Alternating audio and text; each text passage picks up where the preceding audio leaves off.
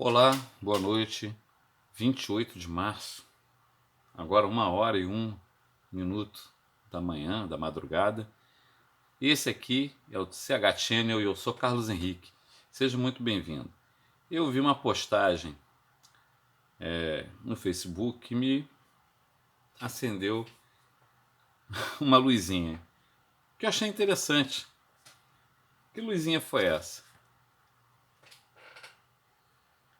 Ele estava lembrando do Oswaldo Cruz. Oswaldo Cruz foi um grande sanitarista brasileiro aqui do início do século XX.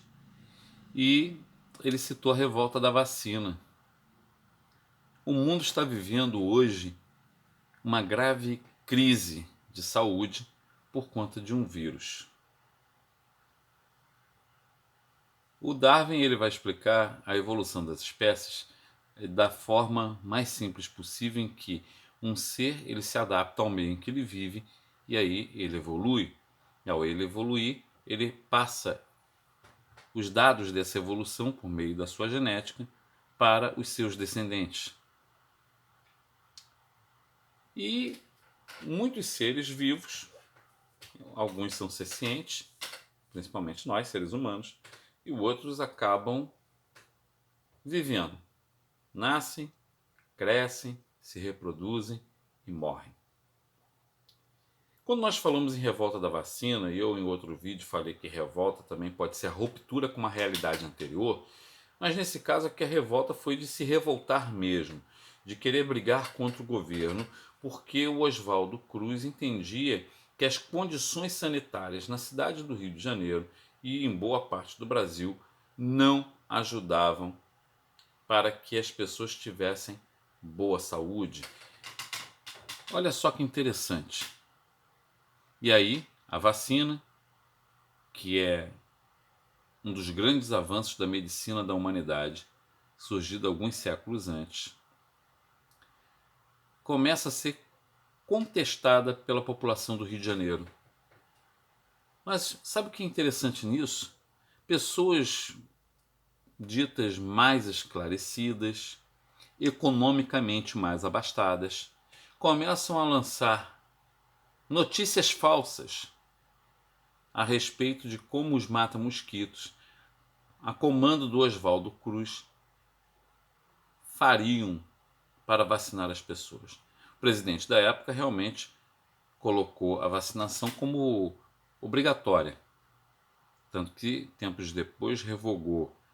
Mas o que me chama a atenção nessa história é como a perpetuação de notícias falsas, de invencionices, naquela época até se entende porque os recursos de compreensão ou de busca de pesquisa eram escassos, eram limitados. Hoje não, hoje nós temos muita tecnologia e infelizmente essa tecnologia ela é utilizada para o mal, para desinformar e para informar quem tem preguiça de procurar mais informações, de pesquisar. A verdade é essa. É o que eu sempre falo para os meus alunos. Quando vocês forem fazer um trabalho, forem lá no Google pesquisar, não vai no Wikipédia logo de cara não, procura ver outras coisas e fazer as comparações, porque a leitura ela é fundamental para a criação do raciocínio lógico e também para a reflexão.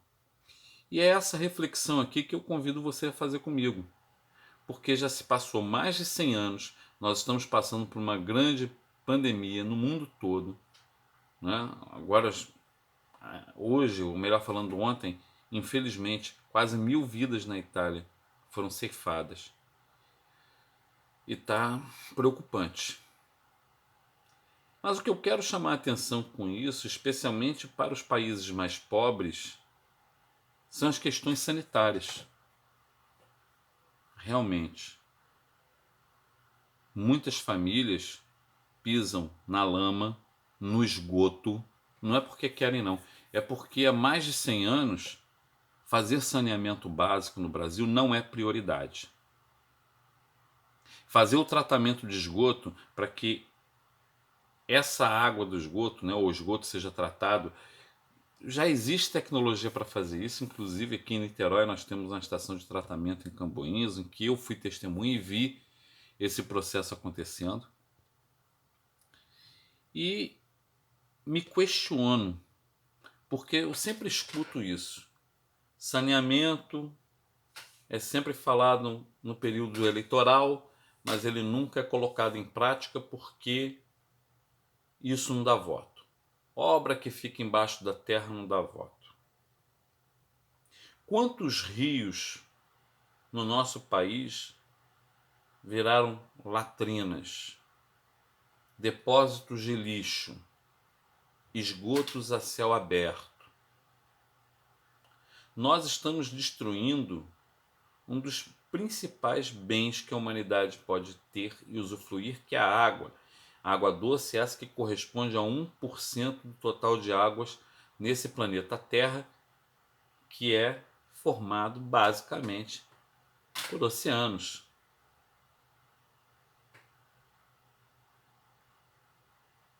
Quantas pessoas não têm o direito de moradia digna e porque nós não temos transportes que nos atendam com boa qualidade, muitas pessoas, para não ficar longe do seu trabalho, começaram a ocupar as encostas, os morros, se arriscando. Quantas pessoas são obrigadas, porque o preço do terreno é mais baratinho, vão para além da periferia e mesmo sabendo que vão levar 2, 3 horas indo, 2, 3 horas vindo do trabalho, tendo uma vida muito sacrificante, com noites mal dormidas, comendo qualquer coisa para poder ganhar tempo, deixando filhos às vezes sozinhos em casa, para poder trazer o mínimo de conforto. Você já parou para pensar nisso? E aí volta ao primeiro vídeo que eu gravei nessa madrugada. Daqui a pouco eu estou postando tudo. Há uma grande massa que trabalha muito e que não recebe quase nada. Há um pequeno grupo que investe, não é mentira, que ganha mais do que pode gastar na vida toda. Cara, eu fico pensando justamente isso, a ganância humana é algo terrível, porque muitos políticos, né, muitas pessoas que desenvolvem a afeição e o prazer de fazer política, política partidária, quando alcança o poder, porque esse é o objetivo da política, é alcançar o poder para você pôr em prática o seu projeto. Mas aqui no Brasil tem um problema. Poucas pessoas têm projeto. Poucos, muito poucos partidos políticos têm algum projeto de nação. Não é projeto de governo. Olha, tem uma diferença entre projeto de governo e projeto de nação. O projeto de nação ele desvincula essa ideia político-partidária. Isso é uma coisa que eu admiro nos Estados Unidos, porque quando há uma necessidade extrema lá, democrata e republicano esquecem as suas diferenças por um certo momento, porque todos se consideram estadunidenses, ou como eles gostam de se chamar, norte-americanos. Eu prefiro estadunidense. Mas pare e pensa nessa situação. Aqui no Brasil, nós já temos 131 anos de república, fora o período, né, nós estamos prestes a completar 200 anos de independência. E nós ainda continuamos com muitas exclusões sociais que vêm se perpetuando ao longo do tempo. Vocês sabem quando isso vai dar certo? Nunca. Nunca, porque nós, professores, somos acusados de doutrinar. Muitos jovens hoje se sentem à vontade e acham que estudo não leva a lugar nenhum. Inclusive, eu comentei no outro vídeo que eu postei sobre a funcionalidade da escola. Eu vi também várias pessoas postando isso.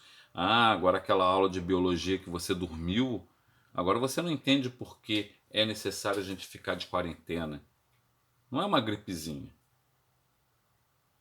É um vírus que se propaga com muita velocidade. Está aí o problema. ele se propaga com muita velocidade e ele bota a pessoa numa situação em condição muito complicada. E é óbvio que num bairro onde não tem calçamento, veja bem, estou usando o termo calçamento e não asfaltamento, não tem saneamento, sabe-se lá qual é a qualidade da água, porque ela também é furtada, os canos são furados. Ou seja, nós precisamos refundar o Brasil, mas não refundar o Brasil com divisões. Sejamos nós negros, brancos, indígenas, mestiços, não interessa. Somos todos de origem da mesma nação, da mesma mãe pátria. E enquanto nós não tivermos essa percepção de que, independente de partido político, nós precisamos de um projeto de nação, não é um projeto de poder deste ou daquele, é um projeto de nação. Nós estaremos fadados a sempre avançar um pouco e retroceder muito. Quero te agradecer. Esse aqui é o CH Channel. Eu sou Carlos Henrique. Fique em casa, fique de quarentena. A vitória sobre esse vírus vai ser a diminuição da propagação dele, até que nossos cientistas possam descobrir uma vacina inspirados por aquele ser lá de cima que criou tudo. Tiremos dessa situação boas lições. Venhamos aprender que, independente da nossa origem, das nossas opções e escolhas, nós somos todos seres humanos. Nós somos todos irmãos. Se você gostou do vídeo, dá o like. Se não gostou, dá o dislike. Comenta. Inscreva-se no nosso canal e toca lá, bota lá no sininho, né? Para poder, quando eu colocar um vídeo, você ser avisado. Fica bem, meu irmão, fica bem, minha irmã. Se proteja. Que essa tempestade passará. Boa noite.